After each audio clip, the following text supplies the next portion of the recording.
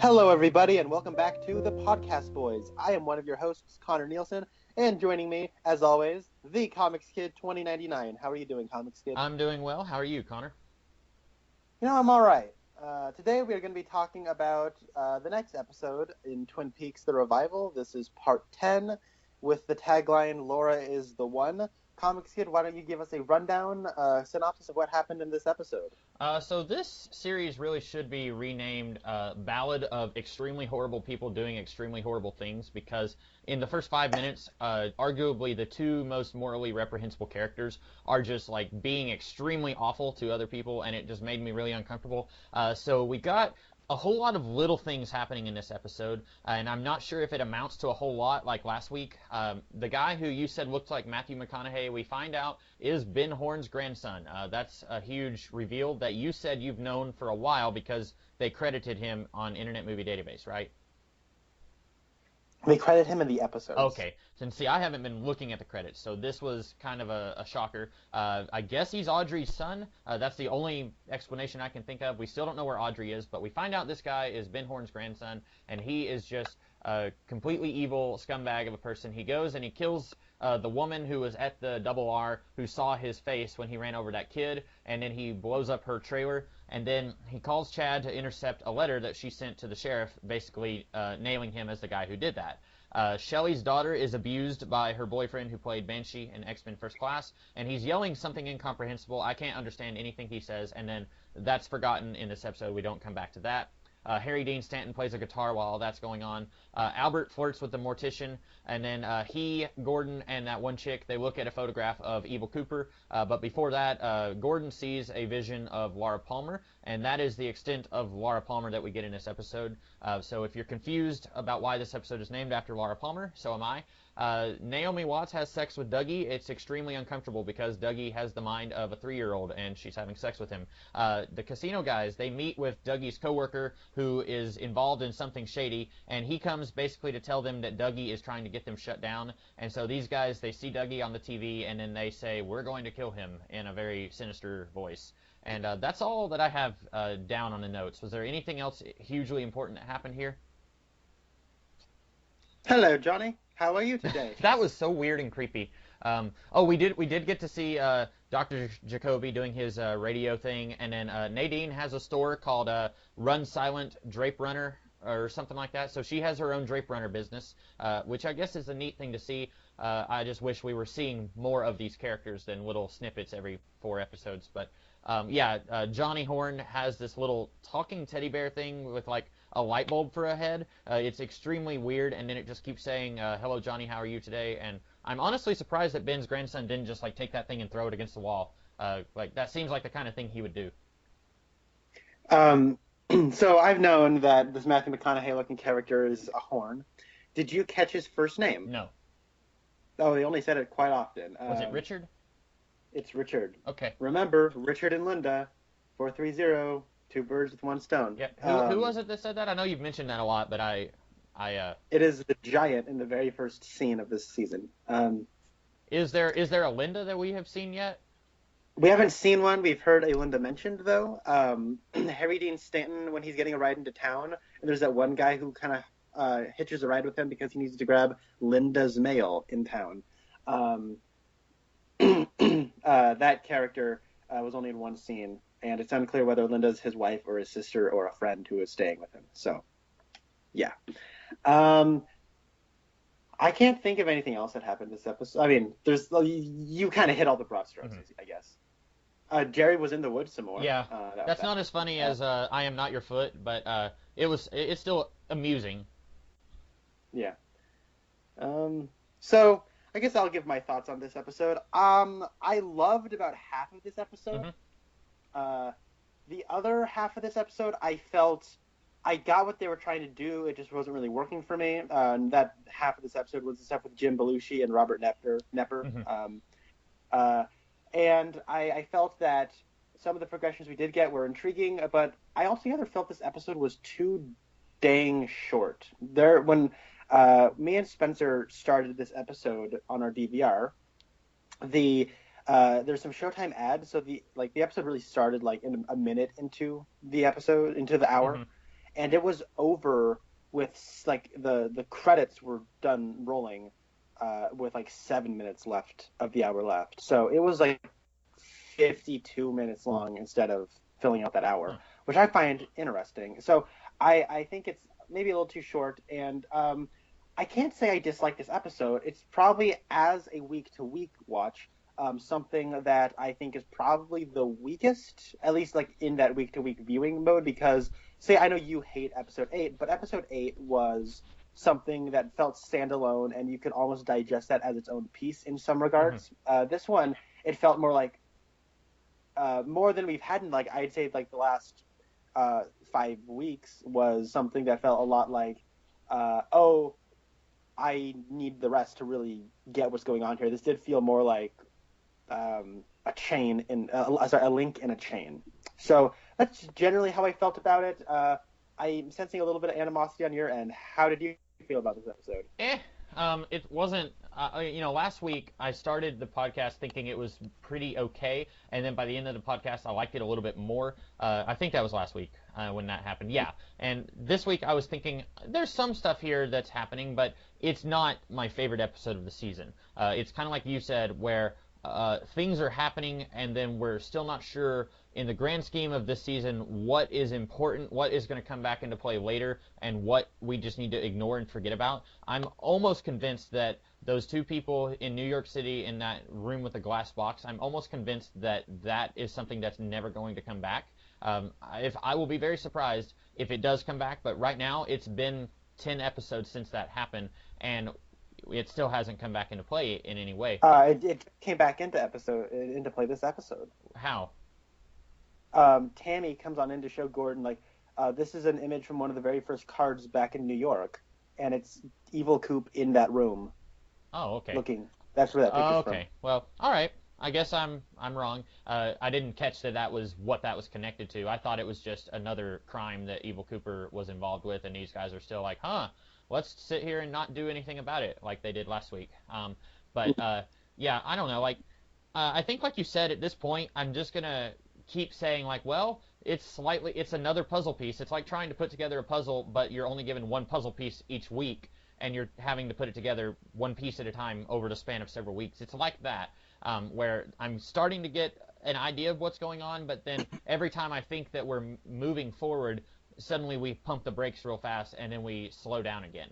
For example, we could have had at least one subplot resolved in this episode, except that Chad intercepts that letter, so now Richard Horn is going to be walking around killing more people and then, being a jerk about it for several more episodes to come. I don't hate this episode. There have been some episodes of this season that I've really hated, but I also don't love anything about this episode. Okay, one thing that so there's a thing about absurdism. That's, I guess, the defining trait of David Lynch's filmography is absurdism, and absurdism takes many forms. The most common form I think a lot of people go to is comedy, and David Lynch definitely does like his absurdist comedy, but he also goes for absurdist drama, absurdist romance, absurdist horror. He's a fan of absurdism, right? And I felt that a lot of the absurdism regarding the Janie E. Dougie relationship in this episode, I actually found it hilarious. I was laughing. Me and Spencer were laughing loudly, and it has probably the most... You said you were uncomfortable. I get why, but one of the funniest sex scenes I've ever seen in my life. I was howling with laughter. But when it comes to, like, the Jim Belushi, Robert Knepper stuff, there comes a point where the logic of the situation trumps the absurdism, and that's the problem. Like, what do you... I also feel that... Okay, so I guess I'll get into that. Let's get into the stuff going in Las Vegas with the casino owning brothers, the Mitchum brothers. So Robert Knepper's sitting there, and then this ditzy showgirl that we saw a brief glimpse of several episodes ago, when they beat up the one guy and told the guy from the Dark Eye that he was in charge. She is, like, swatting around a fly, and then she hits the dude in the face with the TV remote. Mm-hmm. Now, I think that almost looked methodical as opposed to stupid in that standalone scene. like she's being hypnotized or something. Mhm. But then every other scene, oh no, she's just stupid. Um, See, that was I but didn't I got that she was really dumb in that scene, but then later when they sent her to retrieve that guy on the floor, I got the feeling that she is going to betray them, but I could be wrong. maybe you're right. Maybe you are right in that. But when Tom Sizemore comes over and she's like barely responsive and acting so dumb, um, there's two other people you could send out. Yeah, yeah. And that's the logic of the situation trumping the absurdism. The absurdist comedy is like the Shaggy Dog nature of them sending out somebody who is just talking, he's going to talk at length about air conditioners, allegedly, to Tom Sizemore. And then there's almost like a weird bit of meta commentary going on where it's Jim Belushi and Robert Knepper are almost representing us, the audience, watching something and getting frustrated that it's taking too long. So I kind of liked that in that regard, where it almost felt like a knowing, yeah, we know we're being slow, but that's the way we're telling the story.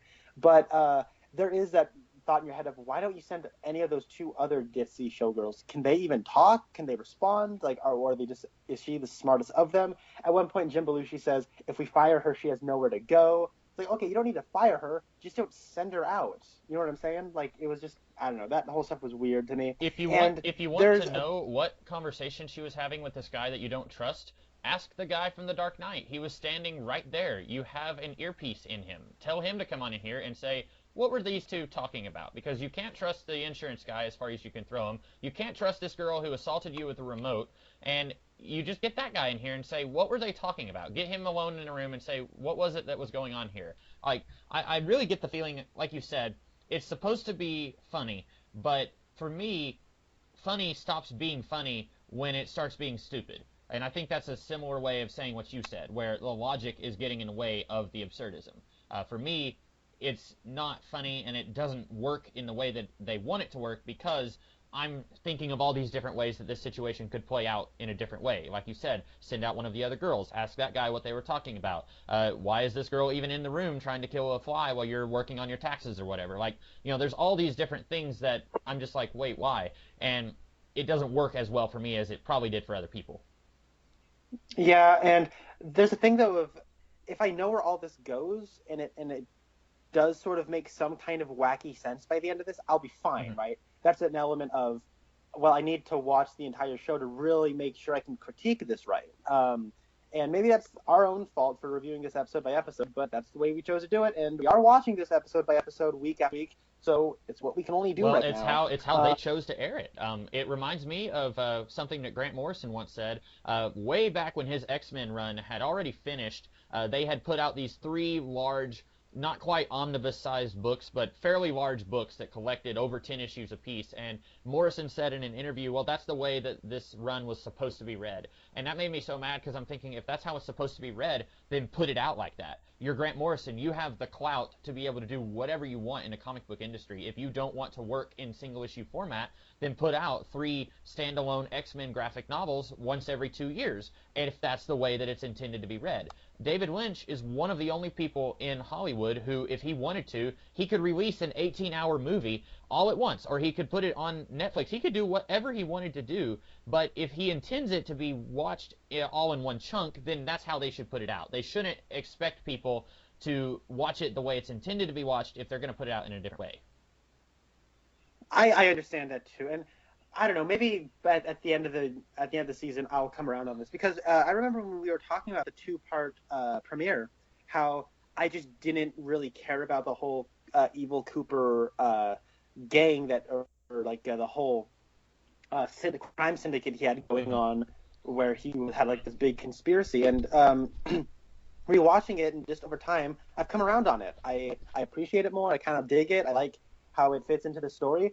Who knows? In a few weeks' time, I might come around on this Jim Belushi, Robert Knepper stuff where they own a hotel, own a casino. So I could come around on it. It's entirely possible. Just as a first viewing, it sort of seems odd to me. It wasn't as funny to me as Dougie is because I still think Dougie is hilarious. I know everybody who isn't me is completely done with Dougie at this point, but I think he is really, really funny. I So I did like about Robert Knepper and Jim Belushi. At one point, Belushi is like halfway in the living room, halfway in the kitchen, and Nepper is on the couch, and then they say something, and then they do like a fist bump from across the room. I liked that. I thought that was kind of cute. It shows that even though these two are evil, they're still buddies with each other. And I didn't catch that they were brothers. I just thought they were both just like co-owners. I remember the first time we saw these two, I wasn't really sure which one of them was in charge. I figured one of them was a henchman to the other one. But I did like that brief little moment there. It's little things like that that make me appreciate characters. You don't have to spend 30 minutes giving us a lot of character background on somebody. You can just do a quick little fist bump like that, and it makes me, it's kind of like in season 2 when Hawk high-fived that dude in the background. Completely out of nowhere, but we both loved it, and it added a little bit of dimension to Hawk that wasn't there before. You and I both came up with this idea that Hawk is just friends with everybody in town, and he goes around just like eating with people that we don't see.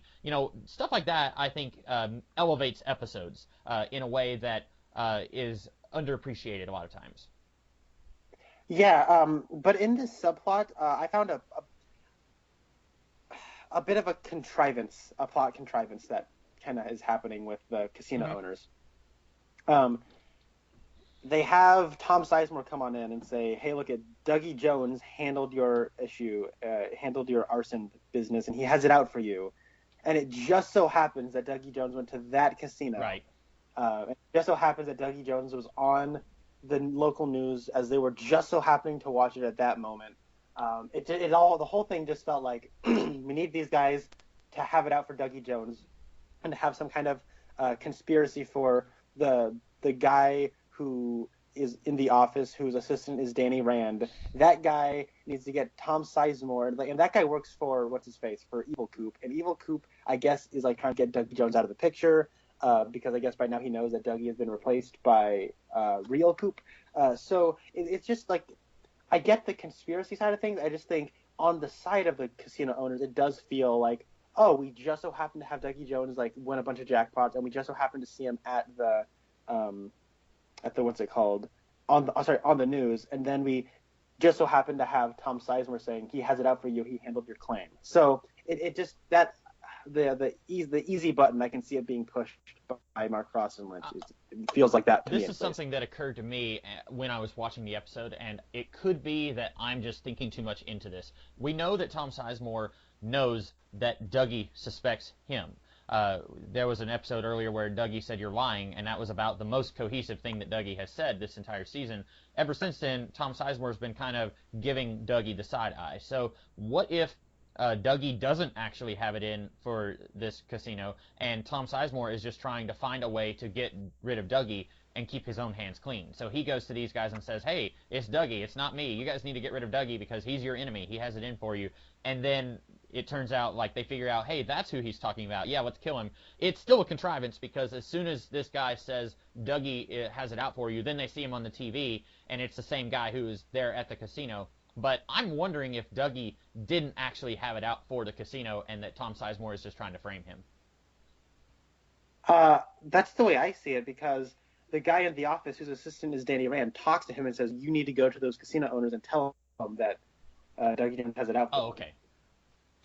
Okay, the other guy. Okay, gotcha. Mm-hmm. So it looks like the mystery billionaire is Evil Coop. Mm-hmm. Because it looks like he might be the person behind the New York building with the glass box, and it looks like he is connected to the guy whose assistant is Danny Rand, and I don't know, it seems like he's, and I mean, I wouldn't be surprising if he has all the money. There's that weird, like, remember that image they found a few episodes ago of Evil Cooper in like Scarface clothes on a beach, or like in this really nice mansion house next to a pool? Yeah, I think so. I think he might have acquired something of a fortune and has been trying to have his ear to the ground as far as contingency plans taking care of the forces of the Black Lodge and the White Lodge. So. That'll be. Yeah. It's going to be one of those things where, like, some of these guys, I'm curious if there's going to be kind of a gang turf war across the nation between these different, like, the guy who is working for Evil Coop. I wonder if he is somehow going to come into conflict with Belushi and Nepper. I'm very curious, or if they're all secretly on the same side and they just don't know it. Maybe. So, is there any other subplot you wanted to talk about right now? Because I got a Not few. a subplot, but I did have a question for you. What Yes. is the timeline like in this show? Because in the original series, roughly each episode was one full day. But here, it's been like 4 episodes since Matthew McConaughey ran over that kid, and he's only just now coming to that girl who is at the Double R to kill her. And I'm wondering, in my mind at this point, I'm thinking, okay, has it been 4 days? Has it been a week? Has it only been one day? Because since he ran over that kid, we had the episode that took place in the 40s and or the 30s and 40s. That the episode that was entirely in black and white. We had that episode, and then we've had a few other things that happened since then. And I was thinking, with so many characters and subplots being bounced around, that like this could be almost, well, if it wasn't for Gordon and that one girl spying on Al on his date, this episode could have taken place entirely during the events of the previous episode, where we very heavily focused on the FBI agents. So I was wondering if you think that this is like one episode equals one day, or if it's slightly faster than one episode equals one day. See, that's the real trick, huh? I heard somebody saying, and I think I kind of subscribe to this. I'll need to go back and go over it with a comb, but they think that I heard somebody theorizing that anytime you see the Mm-hmm. Roadhouse and you see a performance in the Roadhouse, it is the end of the day. Okay. Because remember, I think episode 7, it doesn't end with a performance in the Roadhouse, Right. but episode 8, 7 minutes into it, does have a performance from Nine Inch Mm-hmm. Nails.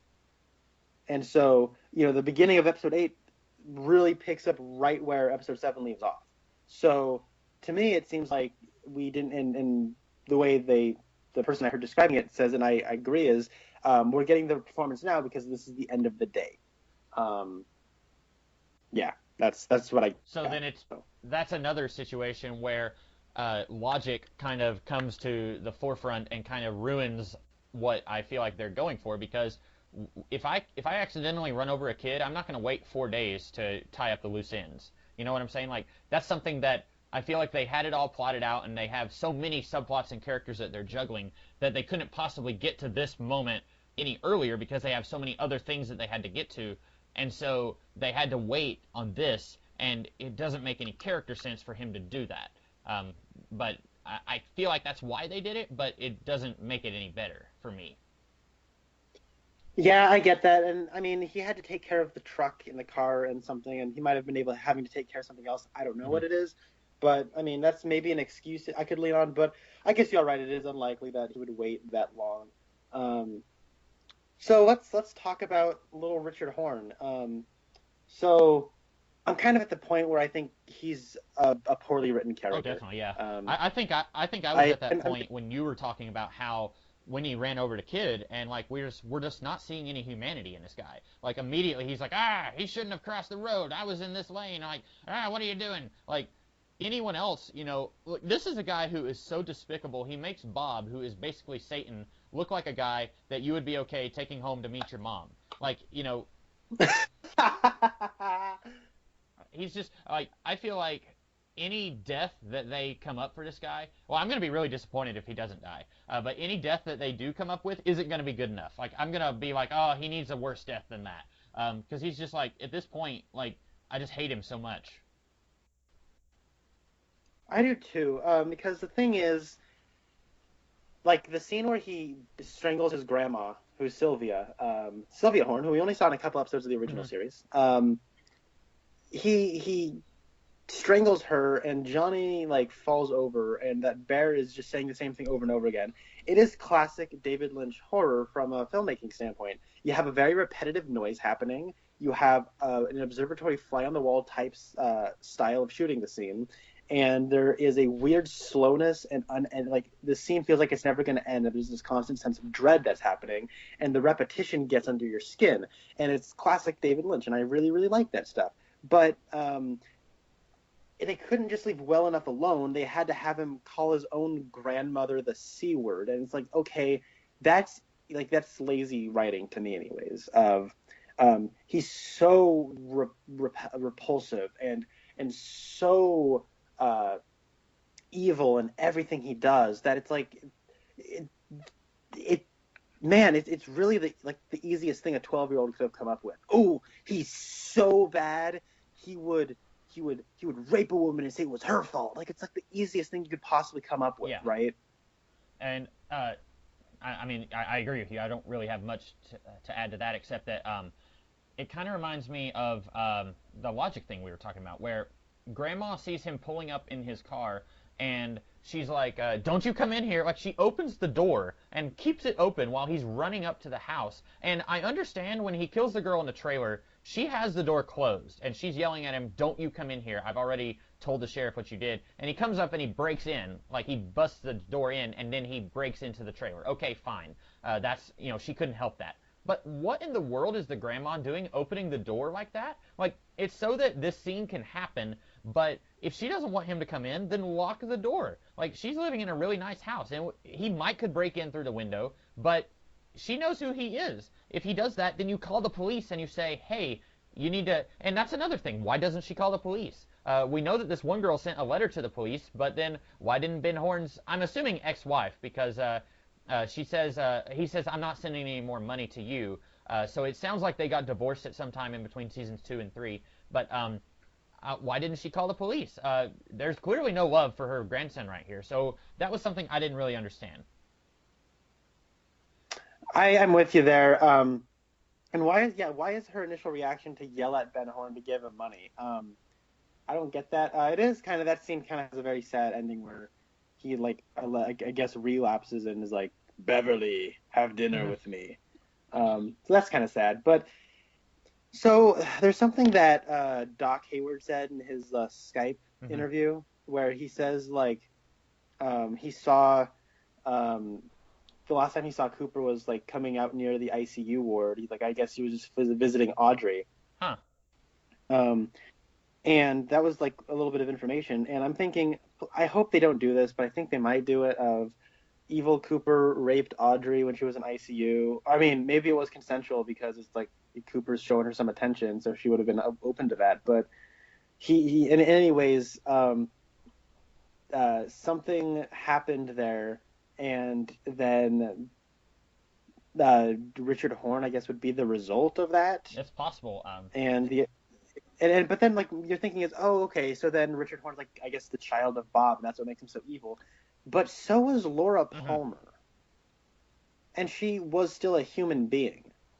And she had agency, and she made choices, and she ultimately resisted Bob. And so it's just strange to me. Like, that's the only explanation I think that we can go with. Of course, I mean, I didn't write the screenplay. I'm just looking at the card as what I can see right now.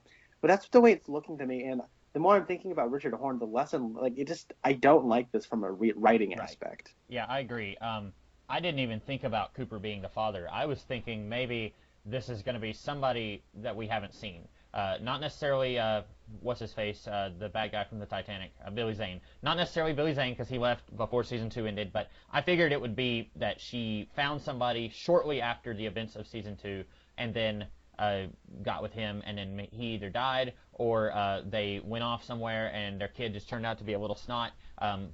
What you're saying makes a lot more sense. It also makes this season more unsavory. It's like you said about how having him call his grandma that word, it's just lazy. Like, we just have to find a quick and easy way to make people hate him, so let's have him do that. It's kind of like when that one guy raped Josie in season 2. It's just a quick and easy, he's evil, so we want to do something just incredibly evil to show that.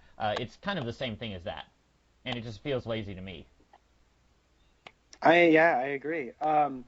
So I will say that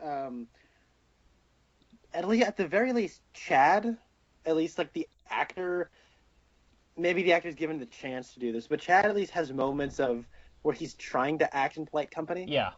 Like, last episode, they walked on in, they're like, Chad, you can't eat in here, go away. And he's like, oh, yeah, absolutely, Sheriff, won't happen again. And then, like, he piles all the food and he's trying to leave, but he's almost slipping, and everyone's giving him the cold shoulders. Like, and you had said last week, I somewhat sort of felt bad for him.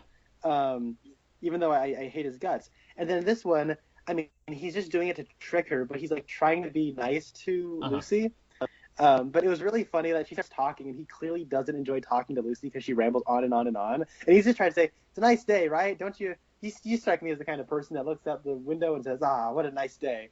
And so she just goes on and breaking down the caveats of what a nice day is and whether or not they would have enough time to wake up. And like, it was classic Lucy, and it got me to chuckle. And he's just sort of like, yeah, you know what? There's the mailman. I'm gonna go grab the mail. So then he leaves, and then good on Lucy for like thinking this is suspicious, and she like peeks out. And I like the perspective we get, because it almost looks like he doesn't tuck something in his shirt, but it could be perceived that way because we know that's what he's doing. But it's a very good camera angle, and I really enjoyed that scene. And I like how the mailman thinks it's weird that he's just kind of looking through all the mail, and then Chad just kind of gives him, okay, bye, sort of thing. Like, Chad at least has, like, the actor, I mean, I think the actor's good, but I think that the character at least has moments of attempting to blend in to polite company. Definitely. I also liked after he puts that letter back in his shirt, he comes back in and says, "This calls for another donut." He grabs a donut and then just walks back. Like, I thought that was funny. I also like when Richard calls Chad and says, "I need you to get that letter." Chad, I couldn't hear what he was saying on his end of the phone, but it sounded like he was kind of resisting that. So even though he's not a good guy, he is involved in some really shady stuff. He's at least more human than Richard is, like you were saying. Yeah. We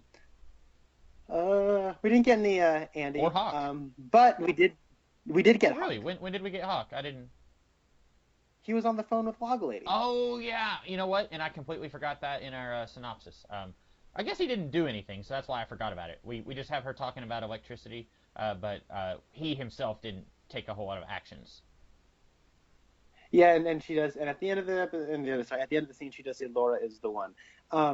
Which is where the description of this episode gets its name, because all of the descriptions for all of these episodes come from a line of dialogue. Whether it be there's a body all right, case files, got a light, etc. They all come from a line of dialogue.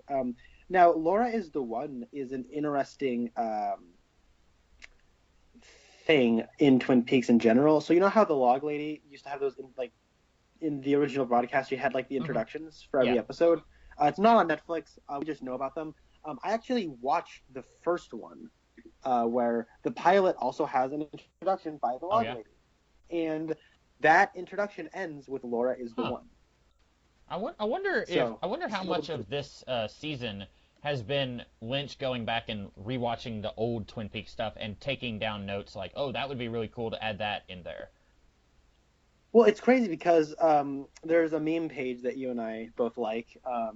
That is Twin Peaks memes, but then every once in a while they'll post something or somebody will submit something where it's just like a weird callback, like a subtle callback. Like the episode 10 of season 2, Frost and Lynch were basically completely out. They had nothing to do with that episode.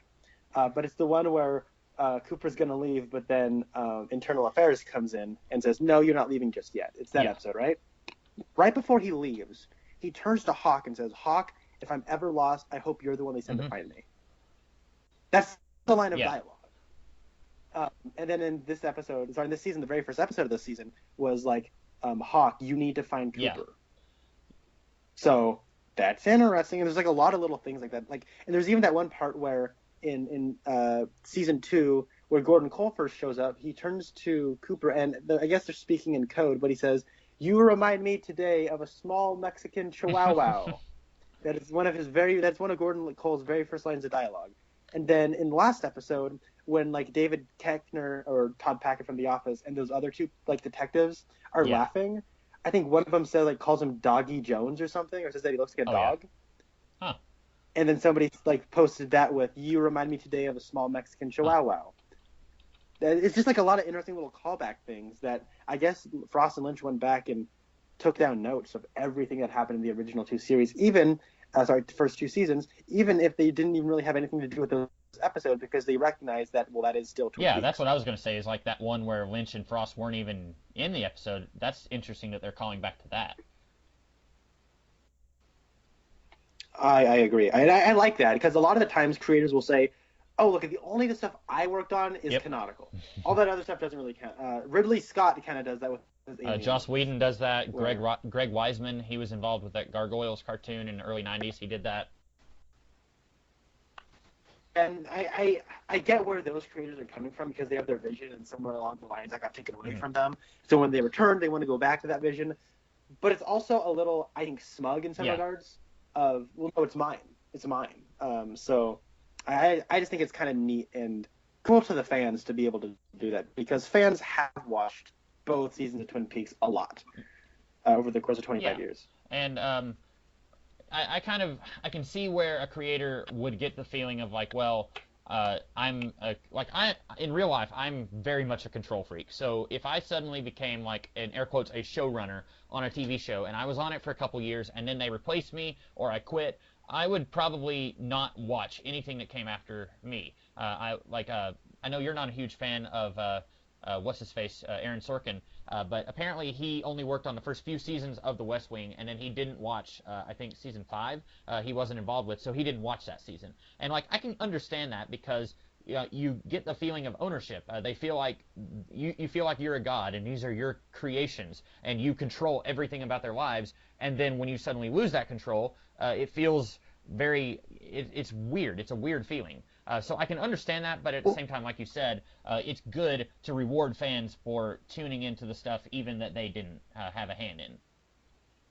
Yeah, and I mean also I guess it is a different case with Winston Frost because it was like 8 episodes they were Right. involved in. So, but yeah, no, I get that from a creative standpoint where it's like this was your baby that you tried to bring to the screen and I guess it got taken away from you. So of course you'd be bitter. Like Frank Darabont says he has not watched The Walking Dead after he got fired from The Walking Dead, because he says, why would I want to watch that? And he said he made a comparison that a lot of creative minds make a comparison to, where he said it's like watching your ex-wife have sex with her new husband. It's like, why would I ever want to do that? Like that would, like, why would you ever want to do that? So by the way, Kyle MacLachlan, he's in his 50s, I think. That dude has aged remarkably well, and he's stayed in shape. I'm like, man, I hope I look that good when I'm in my 50s. I wish I looked that good right now. Well, me too. And on the one hand, I was thinking like, come on, you haven't seen him naked like since he got back home, because it was almost like she was just now seeing him shirtless for the first time in a long time, and she was just like, oh yeah, I want me a piece of that. And I was thinking like, you haven't seen him since he got back, but on the other hand, it's like, well, okay, I can't blame you. He does look pretty good right now, so yeah. Yeah, no, it was really funny. Like the part where she's all getting frisky and like she wants some, and she's looking at him, she's like, "Do you find me attractive?" And he's just eating cake, and she goes, "I find you attractive." And then it just cuts to him opening his mouth as wide as he can so he can shove a huge piece of cake into his mouth. I was like bursting with laughter in that whole scene. I found it hilarious, and I've always had a thing for Naomi Watts, so yeah, that was kind of awesome.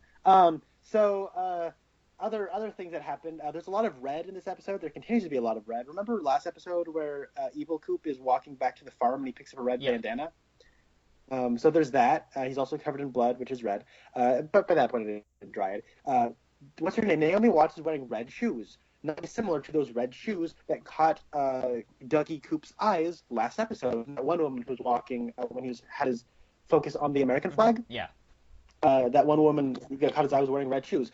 Not dissimilar to the red shoes that Audrey was wearing in the very first episode of Twin Peaks, the pilot episode. So that's interesting. A red cup gets thrown through the window of one of the trailers at the new Fat Trout trailer park while Harry Dean Stanton is singing. That red cup is not dissimilar to the red cup that Dougie Coop was drinking from last episode in the police station. So that's interesting to me. Huh. What do you think is going on with Shelley and her boyfriend? Is it just like kind of a Oh, you mean Shelley's daughter? Yeah. Well, I'll just call her Shelley 2.0 because I don't know if they've actually named her. But what do you think is going on there? They have. They have named her. I don't know. It starts with an M though. It's like Millie or something. So, Spencer pointed this out to me after we watched it. He's like, "Oh, get it? She's sort of like the new Shelley. That's kind of.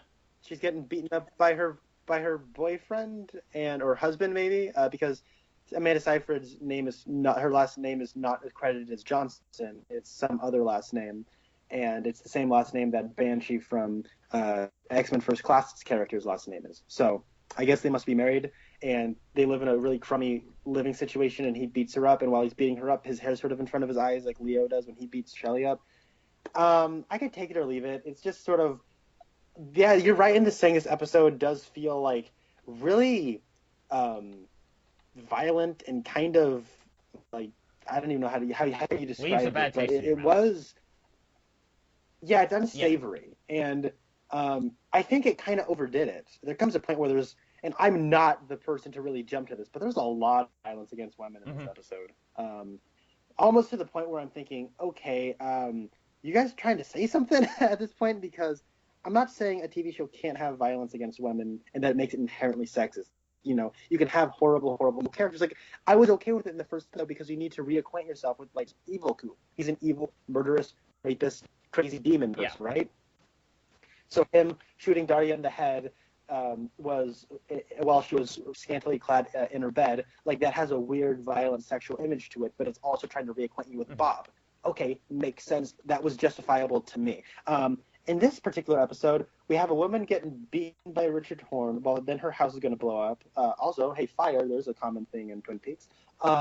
We have Shelley's daughter getting beaten up, while Harry Dean Stanton just kind of turns a blind eye to it. We have um, uh, an old woman getting almost choked to death by Richard Horn, and then we have that's like three really like drawn out, I think in some regards gratuitous moments of violence. I think the first time was the least gratuitous. It's like you don't even see it, you just hear it, and there's like this weird creepiness to it. The other times almost felt like just sort of gratuitous to Yeah. me. Yeah. It was. It was a little much, I think, and I mean, I'm not saying that it's ever good to have violence like that, just really excessive violence, but like you said in the first episode, it was at least reacquainting characters with this demonic force, and it makes sense when it's a demonic force. But in this case, it just felt like it was all just happening. It was in such a short, concentrated burst that it was a little much, I thought. It is. So yeah, that's there. Anything else that you? Oh yeah, I guess I have a God bless you Hawk moment of the day. Yeah, God bless you Hawk. You listen to the Log Lady. Not really your best moment, but that's what I got. It's all we've So. got, yeah. um, I'm trying to think if there's anything. It's not. It's not even. Do you like this episode now as much as you did when we first started? Has your opinion changed on it? Not Okay. really. I don't think mine has changed for good or bad. I think it was there. It's one of those episodes whenever if I ever went back and rewatched the show, which I probably won't, it would be one of those where I'd say, okay, I can see why this episode is necessary, but like I think this is one of those shows that whenever we're finished with it, we could look at it and say this could have been a 14 episode season instead of an 18 episode season. And I'm thinking this is one of those things where we probably could have gotten all of this in earlier episodes and trimmed it down at least one episode. And I get where you're coming from. I know you're a fan of the efficient storytelling, and I'm with you. I know you hate Whiplash, but I love Whiplash, in a large part due that it gets in, says its piece, and gets out in less than Mm-hmm. 90 minutes. I really appreciate, and the longer I've watched TV and movies, and I've really been around it more, the more I've learned to appreciate efficient storytelling. I mean, I like long movies like Dark Knight Rises and Ben Hur and uh, Django Unchained, but I also have really come to an appreciation of people able to tell their stories in as efficient a manner as possible. And David Lynch is that's not really a style, and I understand that. And I'm more open to long, self-indulgent scenes than I think maybe you are. Like uh, that's just kind of the Lynch style where he's all about the moment, and just hanging out in the moment, and what this moment means, and how it makes you feel, and just kind of being there is kind of the point in a lot of Lynch stuff. And that moment can be relaxing and sweet, or humorous, or horrifying, and be so many things. And that's why I think he really likes Twin Peaks, and why I really like Twin Peaks is any moment it could be Mm-hmm. anything. It's almost like changing channels, right? Where you're hanging out in this romance, and you're hanging out in this horror movie, and like there's something cool about that. And um, it almost like it's like almost everything at once while also being under the absurdist David Lynch Yeah. umbrella. And that's what I like. The problem is sometimes I just don't find it funny. um, I love the stuff with Dougie and Naomi Watts, and I thought their sex scene was absolutely hilarious, especially when their kid woke up. because I've been in that kid's shoes before. And man, is that awkward.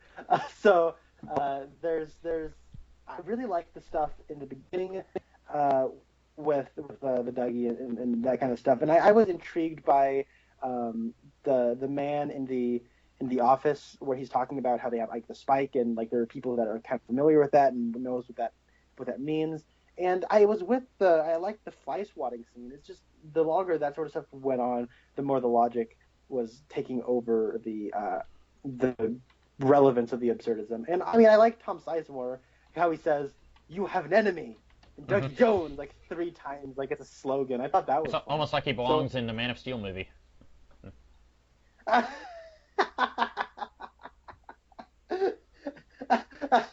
Tom Sizemore for Zod. Hey, I was gonna say I could deal with that, and then I was thinking, I don't know. I don't know. I'm kind of Zodded out.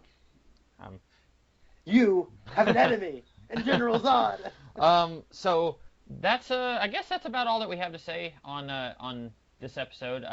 Hopefully we will get some. Hopefully the next few weeks, I'm imagining it'll slowly start to wrap things up, and things will move a little faster for my taste. I know Connor isn't looking forward to the end, but maybe we'll get to see a little bit more. I don't know. This episode may have just been an off week for this show. I think so too. Like I think this is one of those. It's necessary to have these episodes to sort of. We have to progress stuff, and it's like there's nothing particularly monumental. Like last week, we got a lot of traction and stuff. I mean, I guess we didn't talk about a whole lot about Gordon Cole, and like I guess what's her name? Diana's in cahoots with Evil Cooper. Yeah, and I thought we kind of know that last week. She received a message from him and it said unknown, and we don't know if like there was a little ambiguous as to whether or not she's in cahoots with him or he has her number and is like sending her something, and that might scare her. I kind of thought that they were in cahoots last episode because she was like looking at her phone on the plane and it was saying out of service, and then she got the message later and she didn't tell anyone about it, so I just assumed that she was in cahoots last episode. Yeah, and I guess you were right. Yeah, that's interesting. It's funny because he says, "I had my suspicions when she hugged me. This confirms it." It's funny. If you go back and you watch it, and when I rewatch it, I noticed this. I never talked about it, but I did notice it. When she hugs him, she's like, "Oh, Gordon," and then she just grabs him and hugs him right while she's crying. He hesitates to hug her back. Yeah. And then he kind of pats her on the back. It was a little detail I noticed, though. That was good attention to detail there. Yeah, so. And it's something that I'm assuming a lot of people didn't notice that the first time or even the second or third time unless they watched this episode. Yeah, and that's one of those cool things. And so there's that attention to detail. That's really neat. So it is interesting that Evil Coop, his presence can still be felt. Tim Roth and Jennifer Jason Leigh have seen this episode. That's a shame. They're great. Oh well. I see this like a stepping stone episode. I guess in the grand scheme of things, this is probably my least favorite episode. Oh. I don't know. I mean, everyone loves episode 8 except for you. I was gonna say. And I don't hate. Yeah, I was gonna say I'm surprised that everyone doesn't hate that episode. I thought that was gonna be the universally hated episode. Well, I mean, it's been polarizing to fans to say the least. I guess, but as far as critics go, people have called it a transcendent masterpiece of television, the likes of which have never been seen on any television ever. It's one of the most monumental hours of television ever produced, and I disagree with that. But that is just a general consensus. I will say this about episode 8. It pretty much guaranteed David Lynch the Emmy for Best Director. Say what I will about that episode, that's one of the best directed episodes of television I've ever seen. But the thing is, where was I going with this? Everyone loves episode 8 except for you, at least critic-wise. But the thing is, like, episode 8 is... I have problems with it on a mythology level. I don't like the idea of Laura Palmer in any way being a chosen one. I think that robs that character of her character. And I can try to, read it however I can to not have it be that. But regardless, having her face on an orb in 1945 does reek of prophecy to me, of predestination, and I grossly dislike that notion. But that being said, I've seen episode 8 3 times already. It does make me think. And while I think it might be the most overrated episode of the season so far, and I think that the segment where we go into the mushroom cloud goes on for way too long, I do think that it is bold experimental filmmaking that does stand on its own in an interesting way. I mean, of course, not 100%. It is a part of Twin Peaks, but it is the most standalone I think any episode of the season has ever been. Yeah, that in the entire series, is true, yeah. really. I just think this one, it feels the most insignificant of the 10 parts that we've had so far, is what I'll say. Not to say I thought it was bad, just ho-hum. I liked it. I loved half of it. But for the while there, I was just kind of watching it. We get some intriguing things here and there. And I'll say this is my last piece. The ending song was written by David Lynch. Oh. Although I think that the woman has a nice singing voice, I don't particularly like the song. I find it very repetitive. And I don't like the costume she's wearing. Oh, okay. I didn't like this song because whenever she starts singing, I was thinking, oh, okay, there's 5 minutes left of this episode. Surely it's going to be something that happens before the episode ends. Nope, it's just 5 minutes of her singing. I didn't even pay attention to the lyrics after a while. I thought this was going to be kind of like the episode that introduced Richard Horn. I figured it was going to be something happening there at the Bang Bang Bar while she was singing, but it was just 5 minutes of her singing, and eventually I just turned it off. Yeah. Oh, really? Okay. Well, that episode was sorry, that song was co-written by David Lynch, and I think like the lyrics of like there's stars in the sky back when it all began. Now there's no stars. Yeah. I think that's interesting. I think that is begging to be analyzed, even though David Lynch hates analysis of his own work, but whatever. I think that element wants you to hear what it's saying. I just find that like the woman has a good singing voice. It's just the song is very repetitive of oh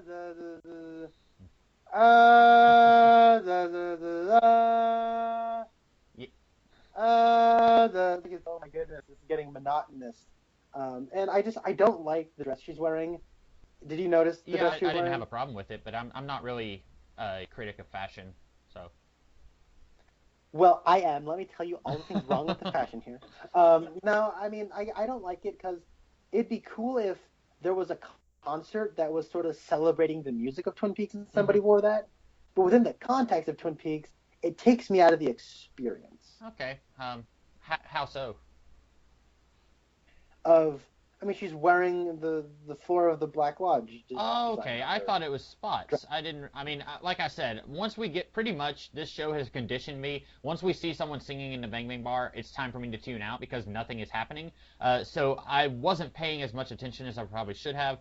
I thought it was a spotted dress. I did not realize that it was the floor to the Black Lodge. Yeah, it's the zigzag design, and I'm like, I don't know how I feel about that. That makes a lot more sense. But yeah, so I mean, it was cool to see Nadine. She had a lion. That was cool. We get to see more of Dr. Jacoby being extremely political without saying anything. That's always kind of funny. And I like the stuff with Jerry of, you can't fool me, I've been here. I really want them at this point. I really want him to have some huge part to play in the series finale where like he's been lost in the woods for this entire season, and then like he accidentally like pushes a tree down on like Richard Horn or something like that. Like I really want him to be just we see him for 2 minutes in each episode, and then like he comes in and says, "I'm high," and then it's like, "You saved me," and he's just like, "What are you talking about? I'm high." Like I really hope they do that. I don't know, what's his name? Evil Coop's gonna be holding the entire city ransom, and then Jerry Horn is like on the top of a tree, and then he falls out of it and lands on top of him, and they both squash. And they'd be like, "Oh, he was the hero!" Yeah. So they give him a hero's funeral when he was just high and stumbled out of a tree. That'd be great. I guess that's all that we have for this episode. So we will be back in a week. Well, we'll be back. Connor, have you seen War of the Planet of the Apes? I haven't either. No. Are you going to want to try and talk about that later this week? Sure. You know who else is sent though? Roscoe, and he absolutely loved it. He has not been able to shut up about it for like the last 3 days, so We might want to Yeah, get we'll him see on if we can do that. I was going to watch it last week, and then my sister came to visit, and I didn't want to go to the theater alone while she was visiting. I like to try and spend time with her when she comes, and so I didn't watch it last week, but I don't have anything going on this week as far as I know. Work may get in the way. I don't know. I haven't heard about that. So we will try to do a Planet of the Apes podcast later this week, and then we'll be back next week with more Twin Peaks. Sounds like a plan. And we will see you guys in the future. Have a good one.